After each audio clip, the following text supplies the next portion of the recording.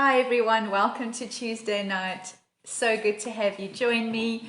I can't believe I've got all my winter clothes out. It's been absolutely freezing. To any of you online, if you've had any property damaged through the wind and the storms, if you're living in the Western Cape, so sorry about that. It's just amazing how fragile we are in comparison to the elements.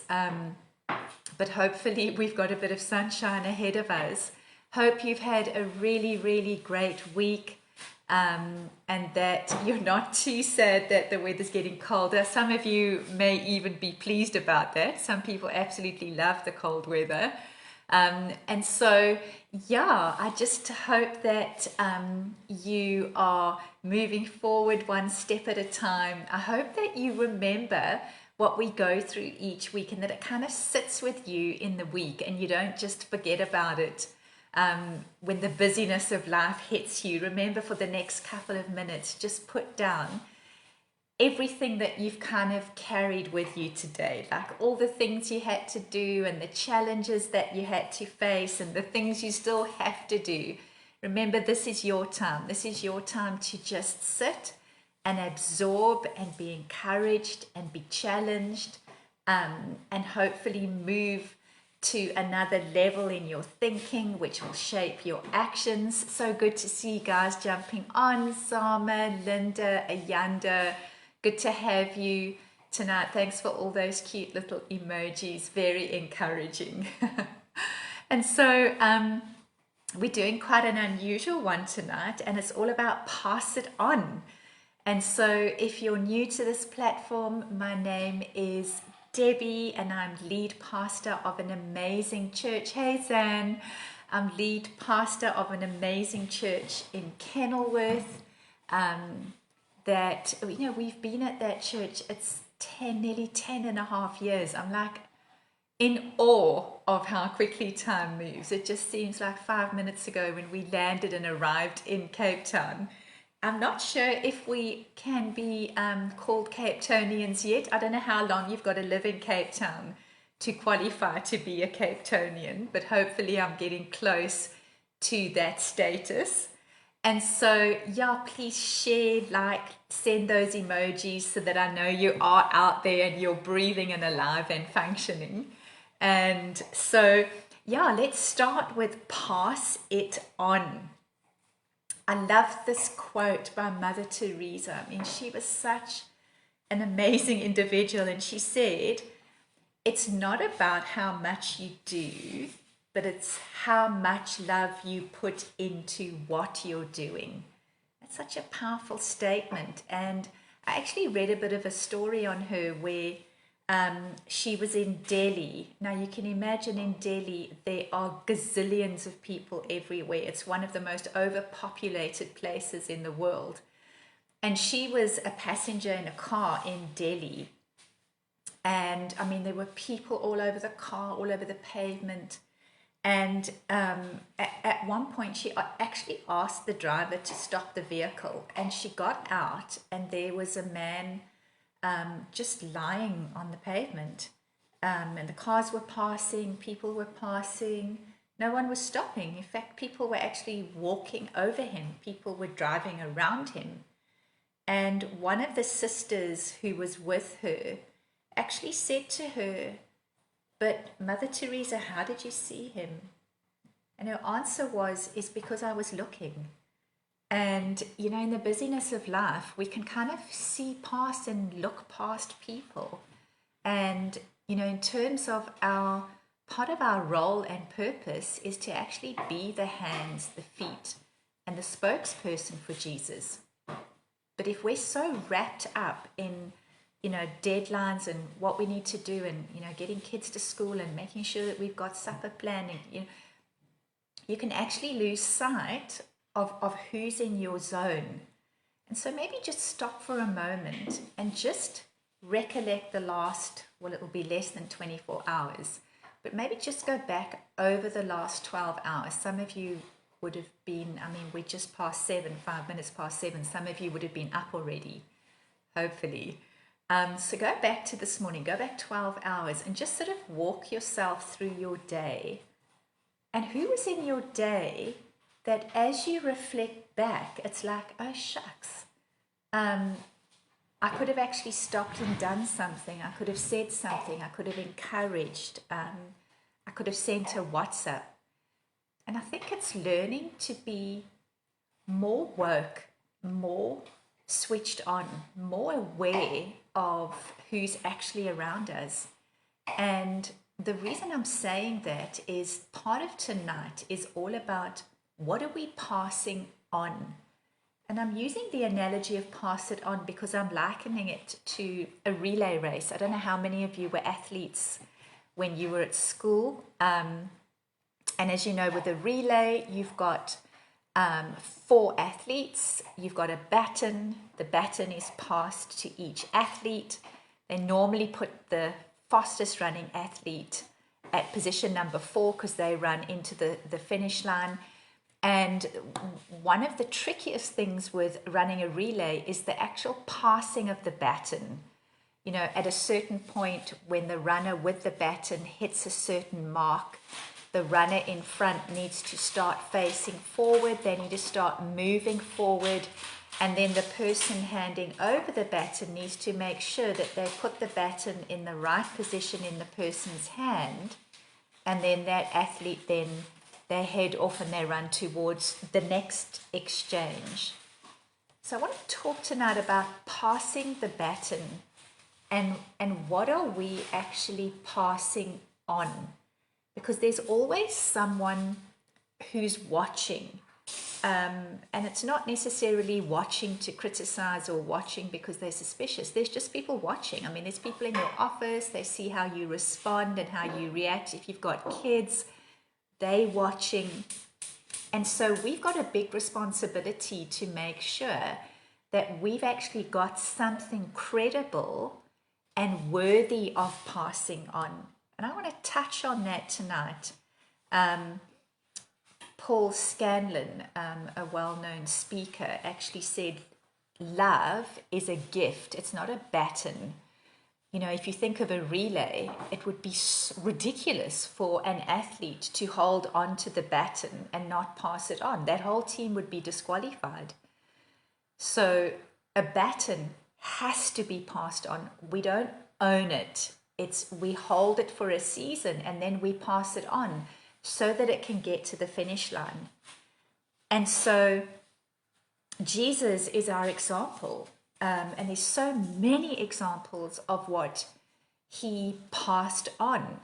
You know, if you think of the miracles of Jesus, if you think of how he healed the paralytic who was lowered through the roof of the building where Jesus was preaching, Jesus restored his health. He restored him spiritually. Think of the man at the pool of Bethesda who was a cripple.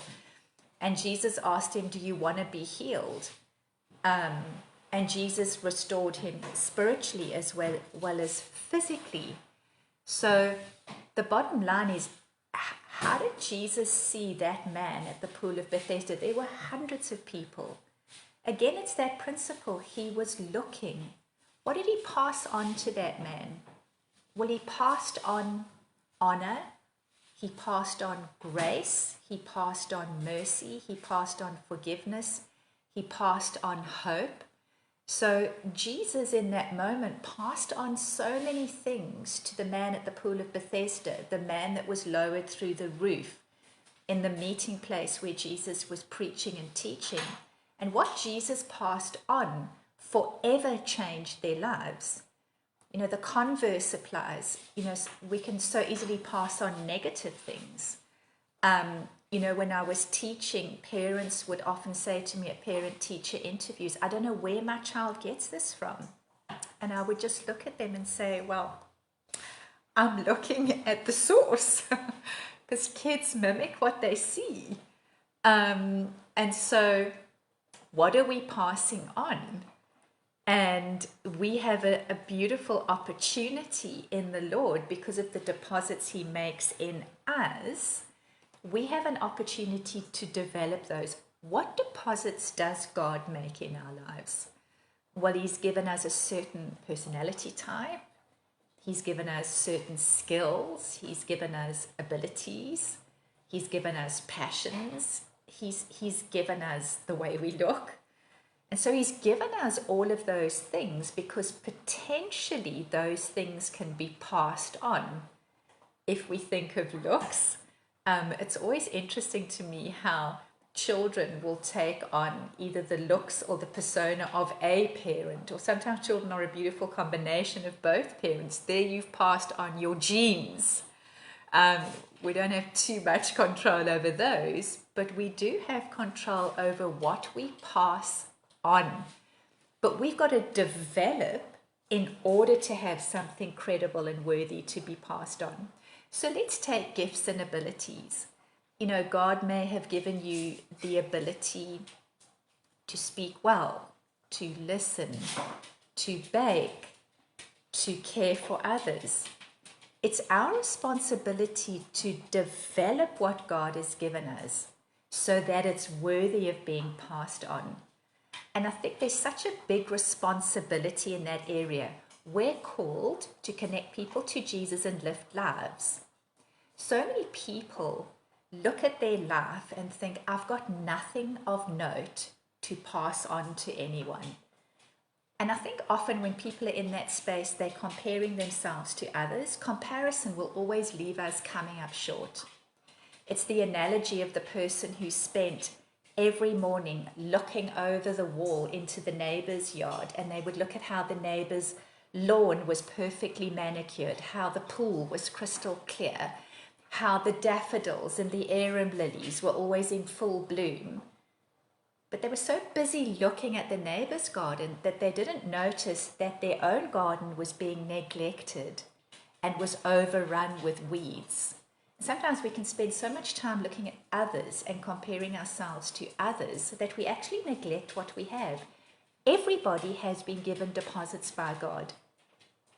We need to embrace those and actually develop them so that we have something of note to pass on. So maybe hit pause for a moment. What's one quality that you have? And often when I ask that question, especially in the counseling space, is there's a minimalization. Yeah, but I can only. You're not allowed to use I can only. What's one thing that you feel God has given you the ability to do? And then my second question is, what are you doing to develop that? And my third question is, have you passed that baton on to see someone else's life being lifted? Those are three very important questions that give us meaning and purpose. It's not just about us. It's about what are we doing to lift the lives of others? What are we doing to connect others to Jesus? It's about being other focused. Go back to the story of Mother Teresa. A crowded city street in Delhi. She sees the one person who nobody else recognized or gave any form of acknowledgement to. What does God value at the end of the day? Does he value how many tasks you've accomplished? Does he value how many deadlines you've met? Now, those things are all very important. But God values when we stop and see others, and when we pass a baton on to them, when we lift someone's life, because he's not going to do it. It's our responsibility. So if we're not doing it, who is going to do it? So that person in your space that I asked you to think about in the last 12 hours, maybe you missed the opportunity to pass something on to them. Who else did it then? So don't repeat that same mistake tomorrow. I don't want to put guilt and condemnation on you, but it's just opening up our awareness to embrace who we're meant to embrace outside of ourselves. And so there's so many things that Jesus passed on in general. Think of the unconditional love that he passed on. He didn't care at all about social norms. I mean, he spoke to the woman at the well, and she was a Samaritan and not a Jew. He crossed so many societal rules and norms. think about when Mary washed his feet in oil and dried his feet with her hair. He didn't care about what society said. He cared about, am I seeing and am I passing a baton on to people? You know, God, there was no judgment. There was just total love and acceptance. Craig Rochelle says, what we keep is what we have, but what we give is what multiplies. Wow. So as we give our batons, as we give love, as we give skill set, even giving lessons that you've learned, giving a testimony is passing a baton. As you do that, you're increasing capacity for God to do more in your life. Because the more you give, the more space there is to receive more. So just unpack that for a moment, holding on to everything and it's just about me. You're only going to grow to a point. But as you give of self, as you give, you're actually creating space for God to fill. So the more you give, the more He's going to fill.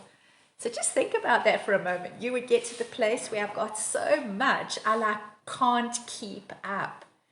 And that's the principle of multiplication. But it starts with recognizing that you actually do have something to pass on.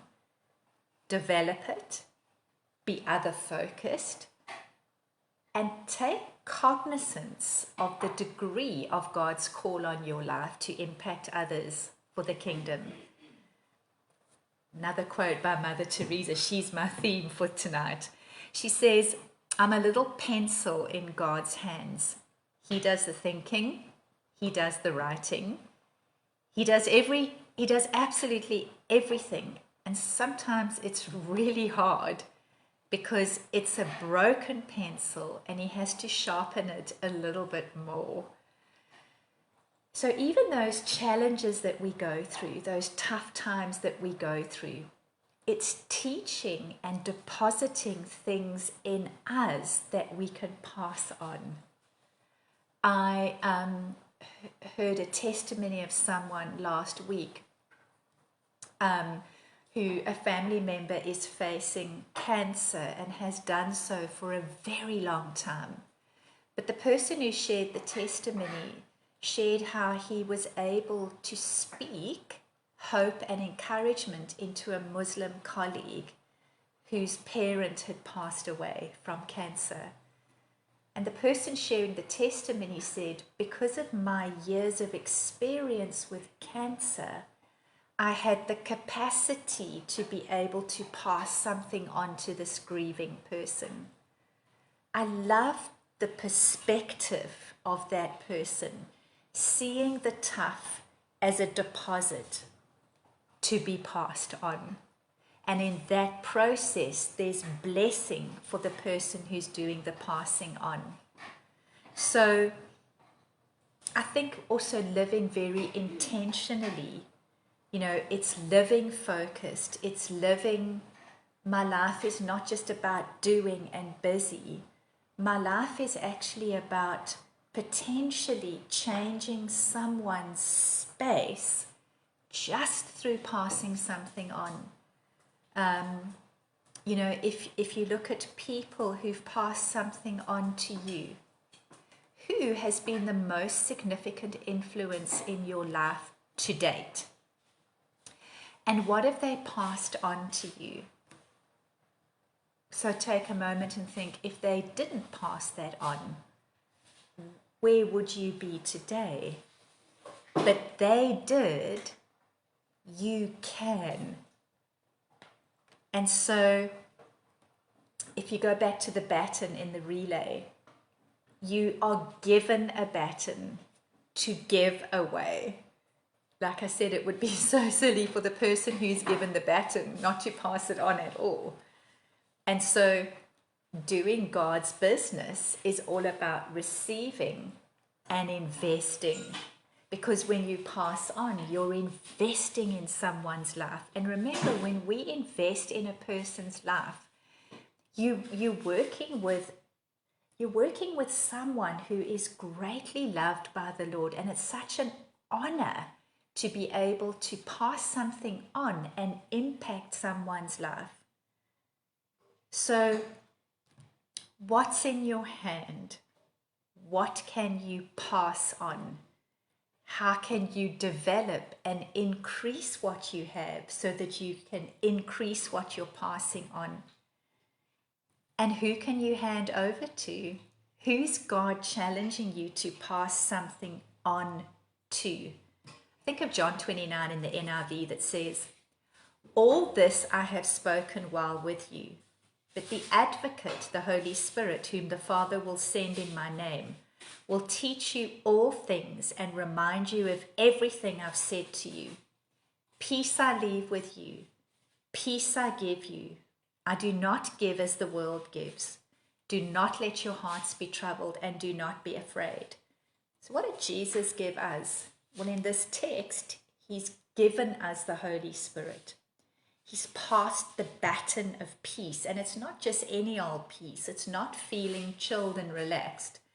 It's a peace that goes beyond understanding. It's a peace that carries us through trial and challenge. Think of how much has been deposited in your life and start looking at your life as I'm running in a relay. What's in my hand?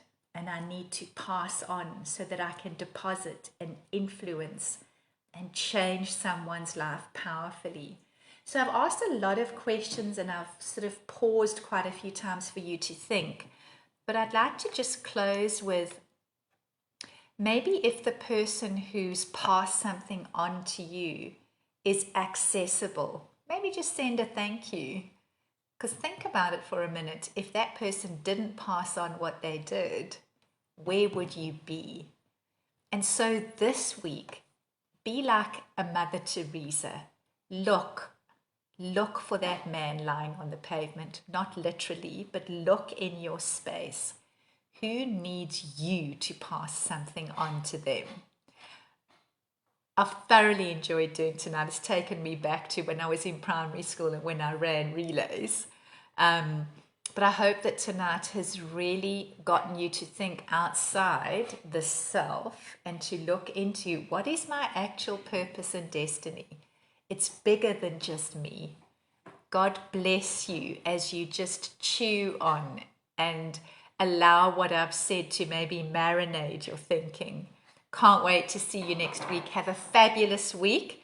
Hope we see some sun this week, and see you next time. Bye, everyone.